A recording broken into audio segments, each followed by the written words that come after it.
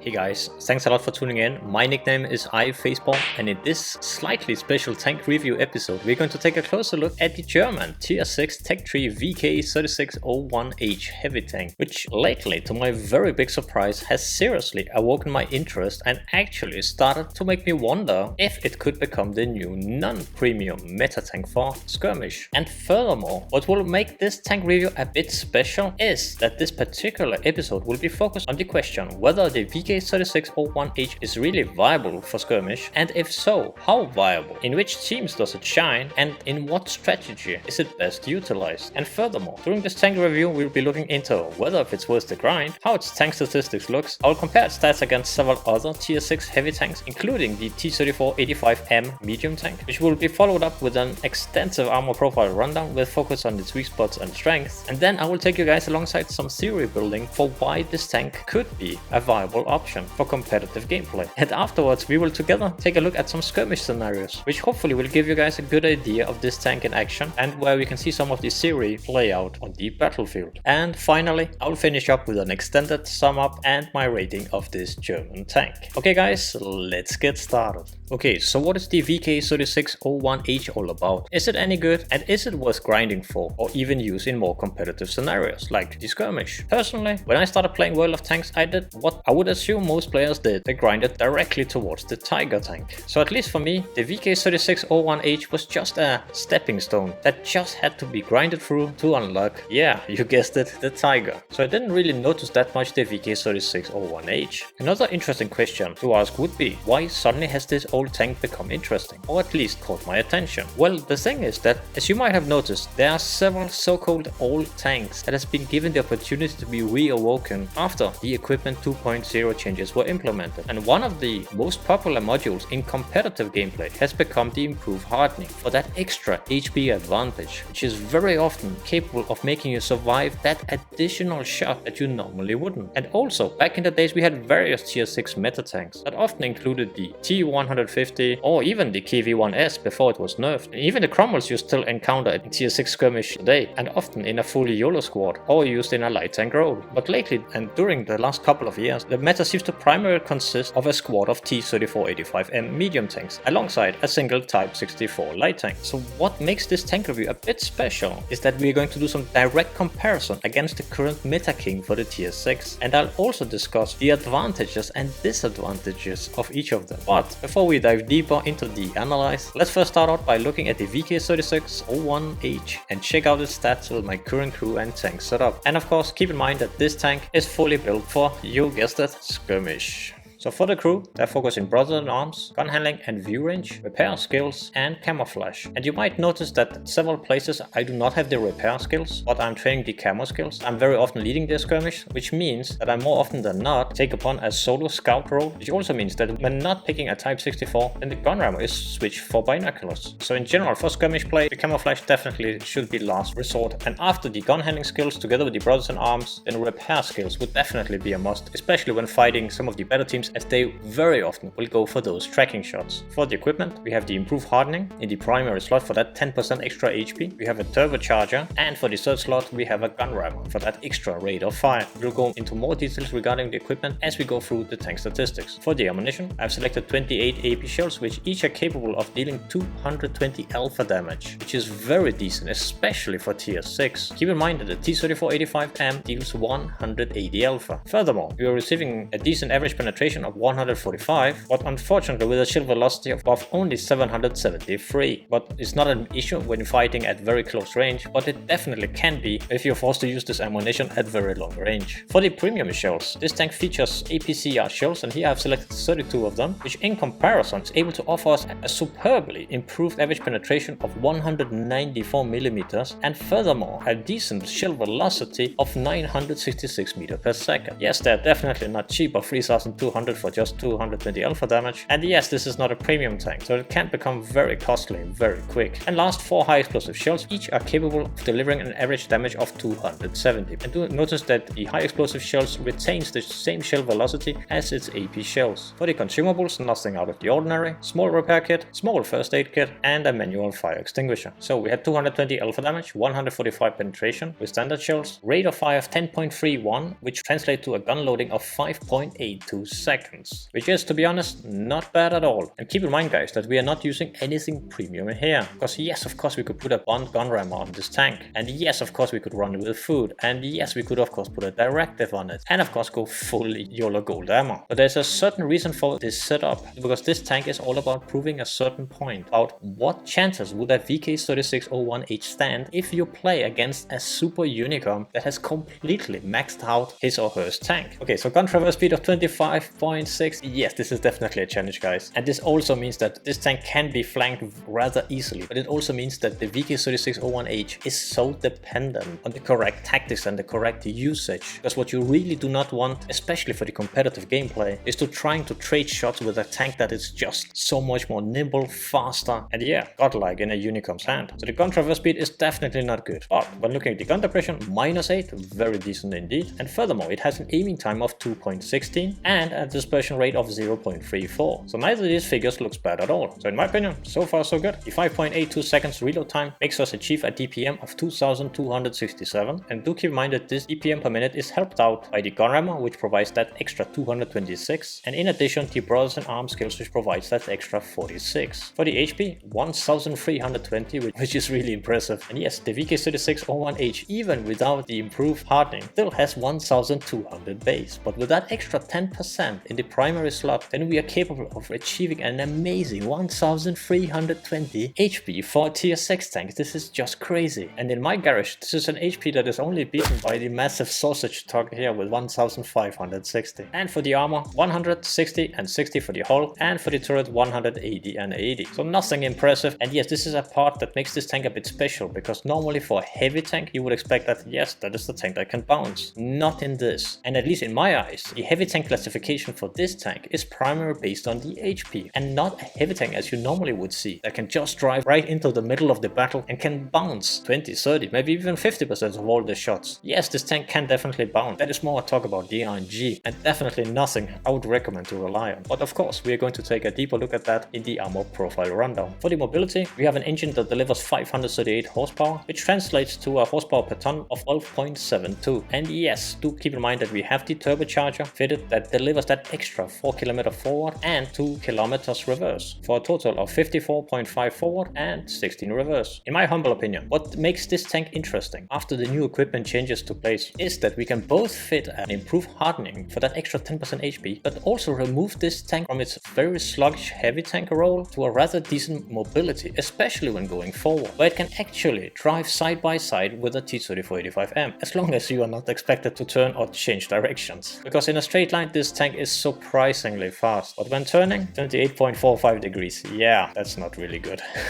But it is workable. And last, with this current setup, 13.21 when stationary, and when moving 7.56, so nothing special here. And last, view range of 399, together with a signal range of 757. And before we continue into the tank comparison, I just wanted to mention that if I'm going to use this tank in random games, then I will personally switch out the gun rammer and replace it with binos that suddenly are capable of letting this tank achieve a view range of 499. Alternatively, you could select the coated optics that will buff it up to 439 meters, but at least for my gameplay style, where in random games I'm playing this tank more like a medium tank, then I personally feel that I have a big advantage of having that extra view range, especially at tier 6. Okay guys, let's take a look at some tank comparison. Okay guys, so here we have the tank comparison, where we are comparing the VK3601H against the VK3001E T150, KV85, KV1S, and the current tier 6 premium meta tank for tier 6 strongholds, the T-34-85M. And let's start out by taking a look at the DPM, which is rather important, especially for competitive gameplay. 1913, this particular comparison definitely looks not bad at all. It places it around the middle. An interesting comparison right off the bat is of course against the T-34-85M, which definitely is better, but it is not by a mile. Do of course notice that the KV1S has the top spot here. But what about the penetration? Well, 145 is definitely nothing of the ordinary. This we directly see here, where especially some of the Russian tanks with its 167 or even the 170mm penetration penetration of the KV-85 is just that much better. Do of course notice that the KV-85 is fitted with the more competitive 250 alpha damage gun rather than the gigantic 390 alpha, due to it would have to sacrifice way too much DPM. And when we are taking a look at the shell velocity, the 773 by the Germans is definitely the worst here, and check the beautiful shell velocity of the T-34-85M. But as we are primarily going to focus on the more competitive side, let's switch all of them to premium ammunition. There we go. And do notice that each of these tanks uses APCR shells as premium. So suddenly the VK3601H with its 194mm penetration is not really that far from the Russian tanks. It just seems that, yeah, slightly better. But do notice that the VK3601H is sharing the exact same shell penetration with the T-34-85M. And when we take a look at the shell velocity, yes, 966 is definitely an average number. It's not a bad, but it's definitely places around the average. Some of the Russian tanks here definitely have some better shell velocity, especially the KV-85 with 1125. But there can only be one king, and yes, it's the T-34-85M with 1188. But this also really highlights that in the VK3601H you really do not want to fight a T-34-85 at long range. But what about the alpha damage? Well, the VK3601H together with the VK30-01P features an alpha damage of 220, which is not bad at all, especially when we compare it against the 180 for the T-34-85M. But do notice the beautiful alpha damage of the T-150 of 300, or even the KV-85 with its 250. So could any of the other tanks actually be better than the VK3601H? And as their potential damage and penetration just seems that much better than their German counterpart, why haven't I picked one of them instead? Well, let's continue.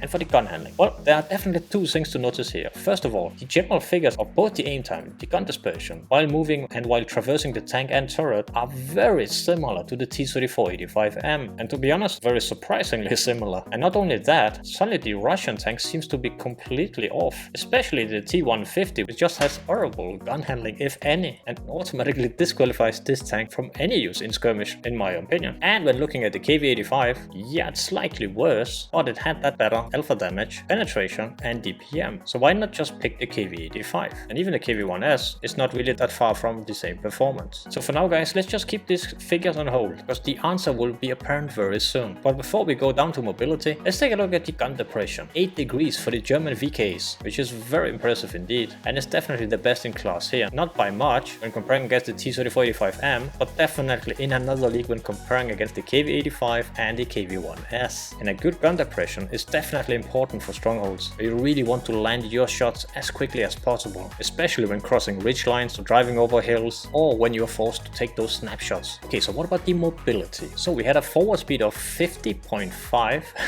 which is definitely a unique figure, as they usually consist of whole numbers, but you can directly see here in the forward speed comparison which tanks are the most mobile, at least in regards of the top speed. Yes, the T-34-85M will be the king, because it's just a good medium tank, and yes, of course it's way better in the reverse speed. But as we know, the important figure here guys is of course the horsepower per ton alongside the terrain resistances. So the horsepower per ton for the VK3601H is 11.9. Nothing really stands out here, because even when we compare against the slightly lighter VK3101P, it just is better, especially on hard terrain. So yeah, the 11.9 here guys, it really makes the VK3601H the worst in this comparison. So why even pick a sluggish tank for skirmish? And the thing is that the VK3601H, yes, it is slow, but the terrain resistances are not horrible, because take a look at the T-34-85M guys, because they are not good either. And the power to weight ratio of the T-34-85M, it's not really super groundbreaking. There's not really that gigantic difference between them. And this also means that when adding that extra turbocharger on the VK3601H, that will also improve that extra reverse speed up to 16, alongside that better forward speed. Then it's really not far from reaching that important top speed that is necessary, especially in skirmish, when you want to move your tank divisions around the map. And to just disqualify a couple of tanks, this comparison would be the VK30-01P, which features a very bad reverse speed of 12, but also the T-150 that only has a top speed of 35, alongside a horrible reverse speed of 11, and the KV-85 with only a top speed of 34. The turret traverse, especially for the VK36-01H, is not really groundbreaking, and this we also see in the tank traverse. But this also highlights the importance of playing this tank in a group setting. You don't really want to take your VK36 and fight solo a Crom armor right in the open field. So currently we have a VK3601H that has a rather decent forward and reverse speed, not really groundbreaking in comparison to some of the other tanks, at least the mixture of having the best forward speed here and one of the best reverse speeds, at least when you're comparing against the other heavy tanks. This part is very important, because the part that we really want for the VK3601H in strongholds is to be able to achieve that forward speed as fast as possible, and this is definitely doable, and that is way better than some of these tanks especially. But what about the armor and health? Let's take a look.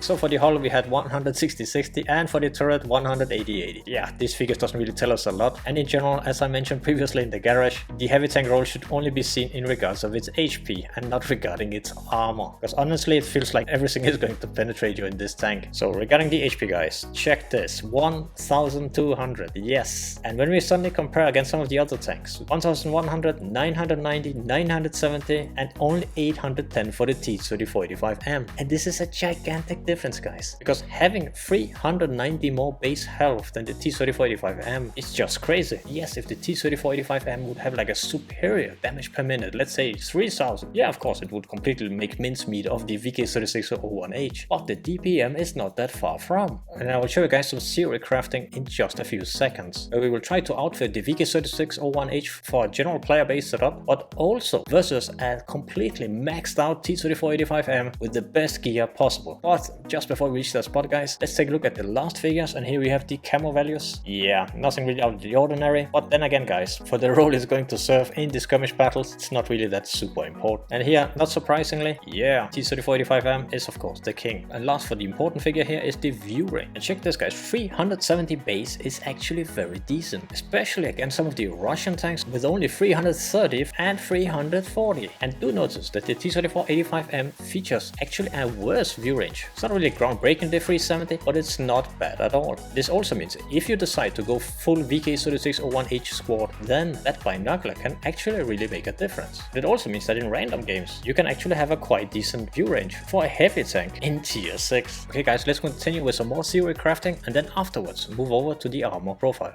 Okay guys, so here I have made a very beautiful setup where we have the VK3601H in blue versus a T-34-85M. Do note that the equipment is just here above with the 10% extra HP, 10% rate of fire and a turbocharger. And for the T-34-85M, I've selected the rotation mechanism in the primary slot, a gun rammer for that 10% rate of fire and some extra HP. And also to keep in mind that we do not use any food or directives, and with such we are able to achieve a DPM of 2267 with the VK36 and a DPM of 2462 with the T-34-85M. And furthermore, a reload speed of 5.82 for the VK and a 4.39. So just here below guys, we can see that in the first second, let's say that these two tanks are trading a shot simultaneously and hitting each other. The T-34-85M has 880 HP. So after the first shell, the T-34-85M has only 660 HP. And then 5.82 seconds later, it is down to 440, 220, and it's going to be dead in 17.46 seconds. Yes, there will be another chance again, kill it off if your shot bounce misses in 23.28 seconds and another shot in 29.1 seconds. But best case scenario, 17.46. But when taking a look at the T-34-85M, yes, it delivers of course a shot which puts the tank down to 1140 HP and delivers another shot after 4.39 seconds, after 8.78 seconds down to 780, after 13.17 seconds down to 600, and if it's still alive, it will be able to put an additional 2 shots due to its faster rate of fire after 17.56 and 21.95 seconds, which would put it down to 420 and 240. And if it's still alive, after 26.34 seconds, it will put additional shell in to put down the VK3601H down to 60 HP. And finally, after 30.73 seconds, the T-34-85M would have killed off our VK3601H. This means that as long as the RNG is not against us and we are in close combat and we're not trading shots, we're just going directly brawling into the enemy team, then the VK has done its job after 17.46 seconds, where the T-34-85M has to do it in 30.73. That is a difference of 13.27 seconds. That is a lot guys, that is really a lot. So yeah, this part here was enough to make me like, okay guys, I'm sold, let's try this out. But of course I have to imagine, what about, let's say we're going to meet a super Unicom team in the T-34-85M that's going to just be super buffed in every single way. How would that look? Even we are retaining the same setup in our VK3601H. And keep that in mind guys, we are not going to put premium consumables on our tank, and we are neither going to put a premium gun rammer or use any directives. Okay guys, let's take a look. So there we have it, guys. So we have the T-34-85M here that has that bond equipment that is capable of achieving that extra 13.5% better rate of fire. And on top, we're going to put a 2.5% directive. And not only that, we're of course going to put it food, and we're going to put another bond equipment on this tank, and this time an 8.5% improved ventilation. So how will that look? Well, it will definitely change the order regarding when the T-34-85M is capable of delivering its shots. Because for the VK3601H, yes, then it really stays the same because we have the exact same setup. But what about the T-34-85M? Well, it definitely makes a change right here, guys. But as you quickly notice, the T-34-85M is capable of delivering 5 shots before it dies. And in the original comparison, we were able to deliver 4 shots. So definitely there's a difference here. But it still does not change the fact who's going to win in this scenario. Because the VK3601H, facing against the toughest opponent, still has that one extra shot in its magazine to make it count. So yes, the difference is not 13.27 seconds, but suddenly down to 9. But still 9 seconds in the heat of the battle. It is a big change, guys. It makes this tank, in my humble opinion, a very viable option for the new tier 6 skirmish meta tank in this particular setup. Because keep in mind, guys, even here we are not using food, we're not using a directive, we are not using a 13.5% gun rammer, and still we have a whole 9 seconds. And last to notice, guys, of course, if we're going to encounter Unicom teams, they will of course try to play on their battlefield. So it will of course be not letting the enemy team having that advantage. We're of course going to see that during the scenarios, but before we starting to do that, let's do a quick armor profile rundown just to check out the VK3601H, whether it can actually bounce anything or whether it's just a big HP pinata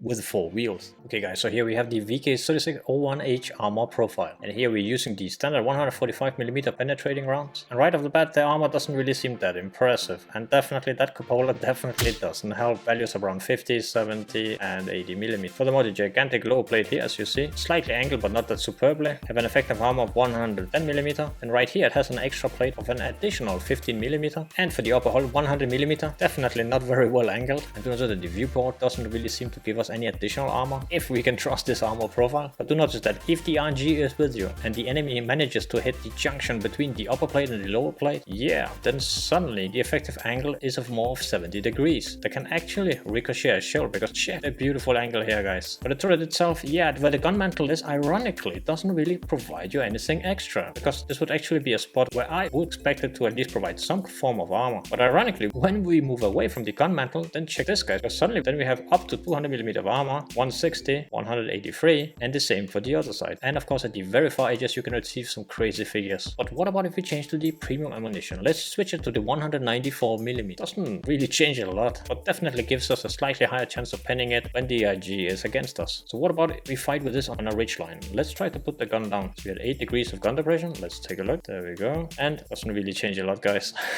No bueno. Let's switch back and let's take a look at its side scraping skills. Not very impressive. You really have to achieve that 70% angle, else the shells just go through it like pinata. But one thing definitely to notice, guys, is that if you angle this hull too much, then check out what actually happens with the lower plate, where it's simply capable of absorbing a lot of the shells. And check how far we can take the angle. Even at this angle, we are capable of absorbing a shell. In general, guys, this is definitely not a tank you can really rely on bouncing a shot. But in the heat of the battle, I have definitely, more often than not, been capable of bouncing 2 or maybe even 3 shells, which many times makes the difference between, yeah, winning or losing. Let's take a look at this side profile. Yeah, the graphics looks a bit strange here, guys. But nevertheless, let's take a quick look. Around 85mm, 60mm, and 110. And for the last part, around 80mm, 60mm of effective armor, and 60mm. Do notice that you have a very slight chance to bounce actually a shell with your turret if the enemy is unlucky enough to hit your turret if you're facing them this way for some, yeah, unknown reason. Okay, guys, so let's take a deeper look at some more theory crafting before we dive deeper into some skirmish battles. Because what would be the best case scenario for a tier 6 skirmish in my opinion? Well, the best case would look like a complete Unicom player base with, of course, extreme individual skills, maxed out tanks, that means bond equipment, directives, food, furthermore, maxed out crew that at least have 5, 6 or even more skills, and of course, in a T-34-85M, firing 100% gold. But how does the general skirmish player base look like? Well, it of course has an average player base with average individual skills, average equipment setup, that means the ordinary setup, no special equipment. Furthermore, average crew that has somewhere between 0, 1 or even 2 skills or more, and the teams usually consist of T-34-85M or even the Tech 3 ones, or even a mixture of various tanks which are quite often firing non-premium ammunition. So the question naturally becomes, how as a general team can you create an advantage against a team that is,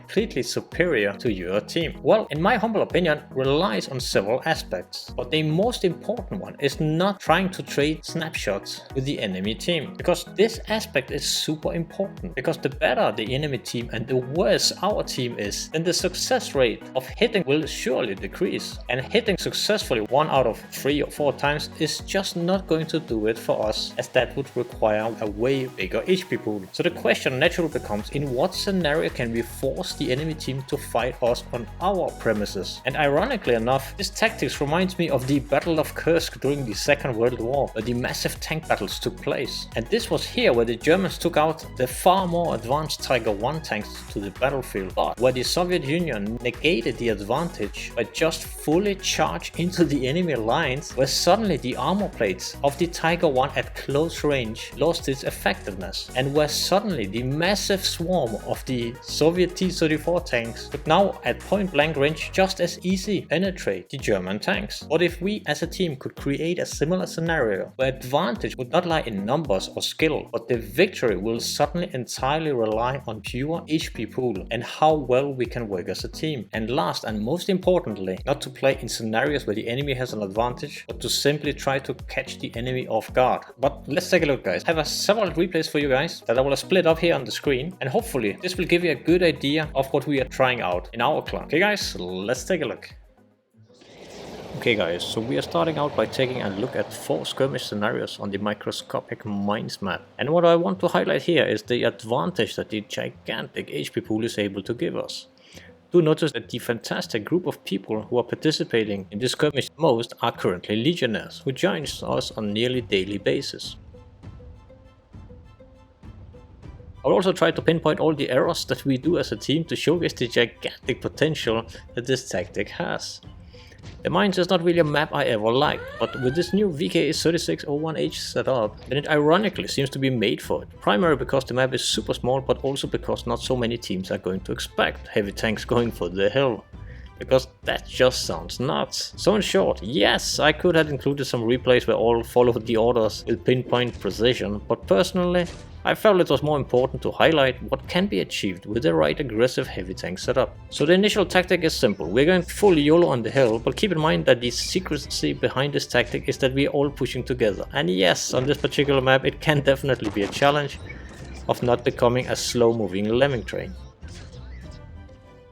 We can see that, we definitely already got a nice HP pool advantage, and now it's all about just finishing the enemy team off. But yeah, as you noticed, the whole secrecy here, it was actually to ignore the shots that we got while we were getting up, and that is only possible because we have that beautiful HP advantage. That one is done, and let's take a look at the top corner then. We are facing a very similar battle, but here instead, we take the opportunity to directly face the enemy team. This is not, I guess, nothing they really expected, but when the opportunity arises, then definitely it's a fantastic opportunity for us, because that opens up for us to be able to attack at the same time, more or less.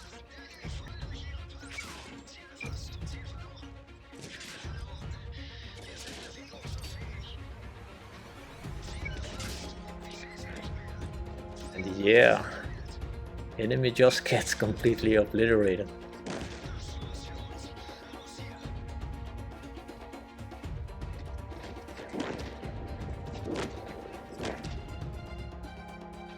There's 2 last guys there. They try to make flanking maneuver. And that's the thing, because when we use those VKs like in a slow play, trying to like trade shots, etc., it's really not that effective.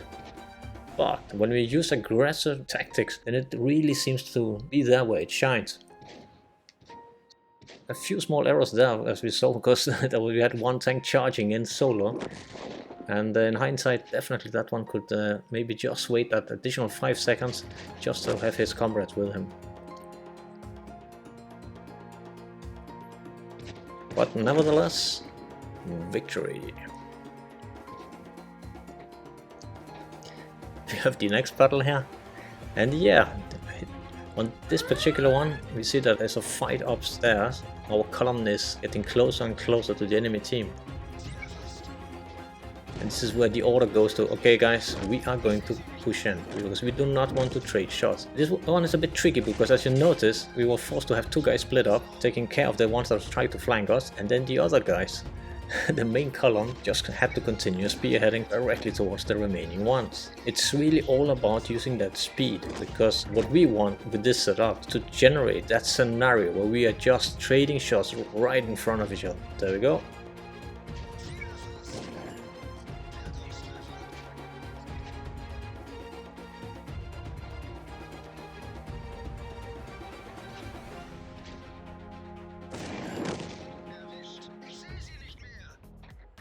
And in the top left corner, another push. As you see, the enemy team is very fast on this particular one. And definitely one of these things that a team often do not expect is that they will see a VK battalion charging in, especially because, yes, as you notice, we will be shot from the left also. But the order here is very simple. Unless you don't have anything to shoot on the hill, which is the priority, then yeah, go for it.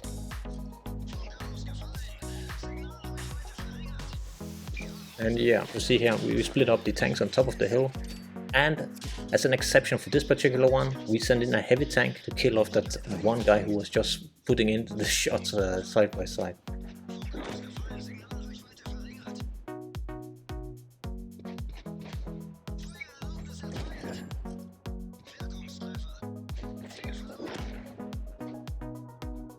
But yeah, already 4-0, and now it's just about cleaning up.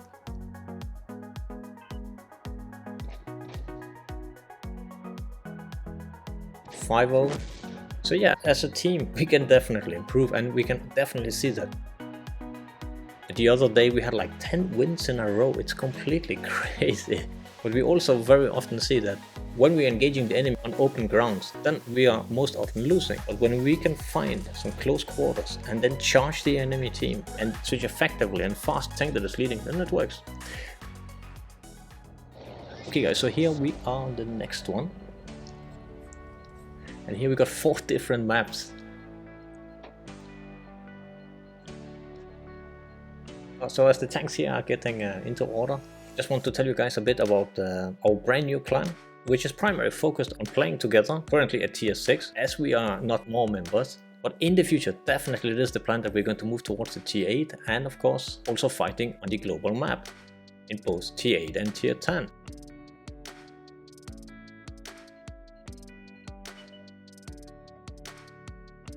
So as you guys see here on the top left corner,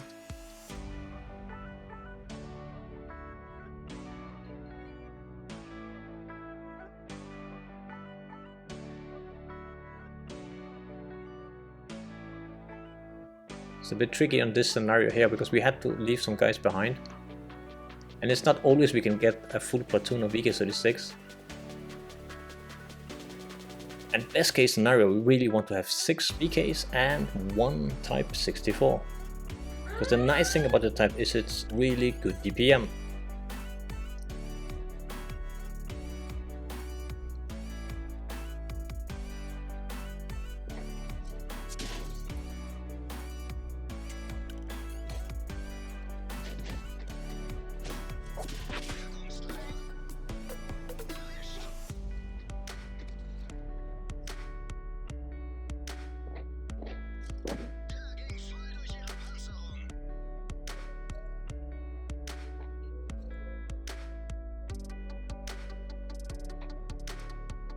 There you guys see we put 2 VKs, kill off the guy that was all the time decapping our heavy tanks inside the enemy cap.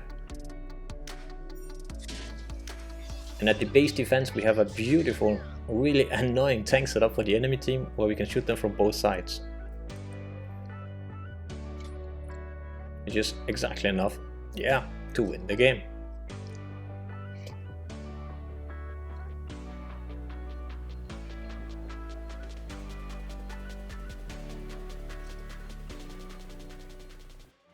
Okay, so here in the top right corner, you see the enemy team is trying to attack us like from several angles here. We're taking a bit defensive on this particular map here and just looking for opening for a push. Because this map is quite open. If we just drive right into the middle, we risk that they will simply be able to fire at us from extremely many angles here. So it's just about looking for the opportunities here.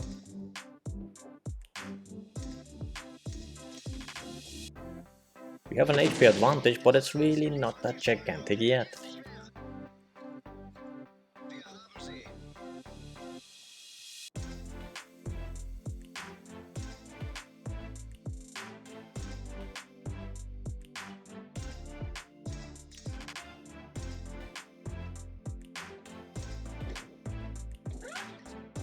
And yes, here we suddenly notice that just on the left on the screen, we really need to help out this guy here. So we're going to rush into those guys there, kill them off, and then suddenly it will generate, hopefully, a little flanking maneuver. That was at least the initial plan. Not only save our comrade there, but also give us that advantage.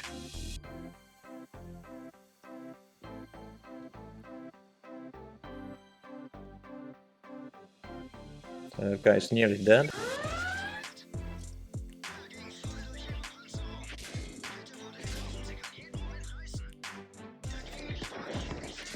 Beautiful.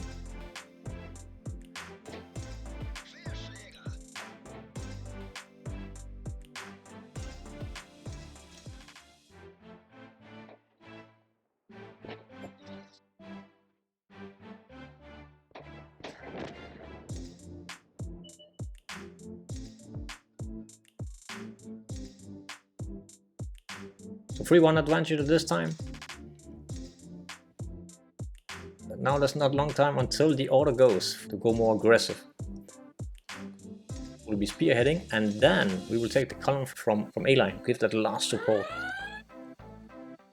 This push is a bit tricky because we have that Type 64 die, which can be extremely annoying. So it's always about, okay, what are we going to do? Should we put one tank on him, but in the end we can't really chase him down.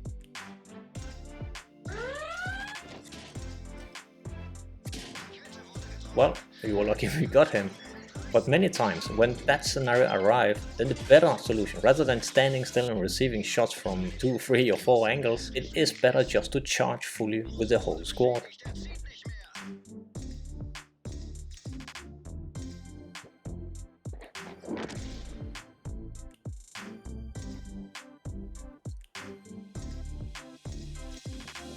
And there we see, guys, another aggressive tactic that is possible in the VKs. Do keep in mind that we used a lot of effort in regarding trying to keep our HP pool. Meaning a 1 HP tank is still capable of dealing the exact same damage as a full HP tank. Let's take a look here on the bottom right corner. Then the tank that takes the lead, if he gets around 30, maybe 40%, then he really needs to just to slow down and let another tank take the lead. So this is an aspect that we are trying to train as much as we can.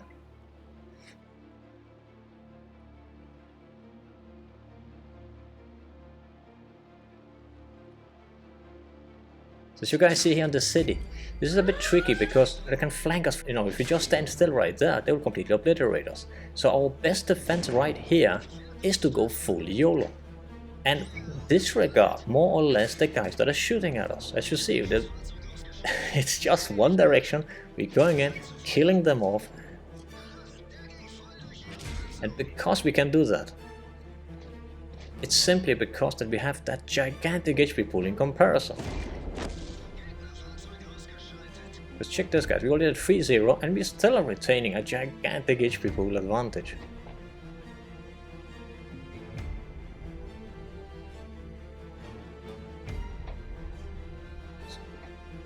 We really want to keep movement. This one was a bit tricky because, as you notice, there's one guy from very far away that is just putting shots into us, which we really wanted to take out, but then we saw that there was 2 tanks inside the city, so the order was very clear: ignore him.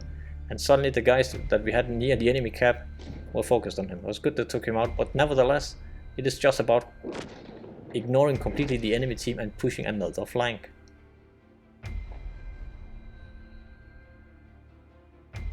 And here, due to our gigantic HP advantage, yeah, it's no, it's not that really hard to take out and win, secure the game.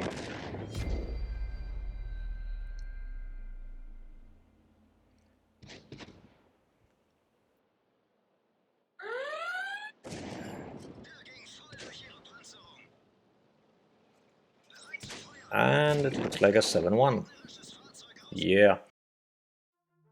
On the bottom left, check this guys, we are sitting here and waiting for the enemy team. The enemy team is very light, so what we wanted to try out here is let the enemy cap, and then we're going to go full YOLO. Do notice directly that the lead tank there is maybe it should be done that way, because that guy's going to die instantly. But do notice the artillery, of course, will be placed directly on the decappers. Our VKs here are pushing, more or less ignored the other guy that was standing near the church.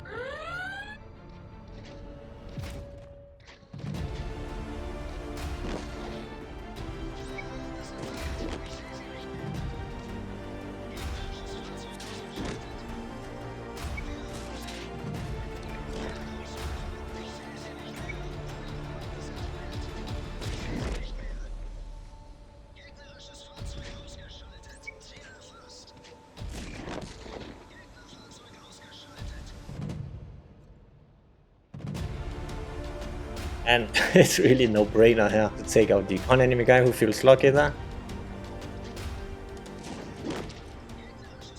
So guys, what do I think of the VK3601H, and what would be the conclusion? Well, for random games, it is definitely strong when it's set up and played accordingly to its strengths. But for competitive skirmish battles, then it is here, in my opinion, where it truly shines. Therefore, keep in mind that the final facepalm rating is based on random games, because for skirmish, it would definitely receive 5 out of 5. So, how many facepalms would I give this tier 6 German VK3601H Tech 3 heavy tank? Well, the choice was between 3 or 4 facepalms, but in the end it came down to how big is this tank's potential on the battlefield when played absolutely correctly, and where you will not be shy of switching its role towards medium tank gameplay when needed, and therefore it receives a solid 4 facepalms. The thing is that this rating is based on random games, but for strongholds I definitely see this tank as a viable option for the right team. Yes, if you have a full team of super unicorns who can land 95% of the shots while on the move, then in theory you can put them onto any tank for that matter. But when looking as a countermeasure, where suddenly you can take the matter in your own hands and create an advantage, this tank truly has potential, in my humble opinion. So rather than playing 7 tank destroyers all mixed with some KV2s or OI heavy tanks against unicorn teams and wait until the sun starts shining again, then at least for me the VK3601H has really awoken my interest, because the other natural campy gameplay style that many times you will be forced to against the superior teams is, at least for me, not very interesting and not very enjoyable. Furthermore, for random games, yes, when playing this tank as a no armor medium tank with loads of HP, then it really seems to work out well, as long as you do not rely on believing that this is a heavy tank due to its armor. Yes, you can bounce shells, but so can you in the T-34-85M. And ironically, in my opinion, that the Soviet medium tank can be actively and more effectively angled in comparison. Biggest downside of the VK3601H in my eyes is that it is not a premium tank, meaning you will unfortunately miss out on that premium tank credit bonus. But for the sheer battle enjoyment in a team of players that is playing for fun and love the coordinated tank battle style of gameplay, then in my opinion, the VK3601H is truly a hidden gem in skirmish tier 6 battles. Okay guys, let's finish up. I hope that this special tank review was helpful towards your decision on whether you should grind for it and maybe even use it for skirmish battles. And thanks a lot for watching guys, this was my tank review number 35. I hope you enjoyed it, and let me know what you think of the VK3601H in the comments below. And as always, if you like to see more crazy content from my side, feel free to leave a like or even subscribe. It's a big thumbs up for me and I appreciate it a lot. Cheers guys, take care and see you next time.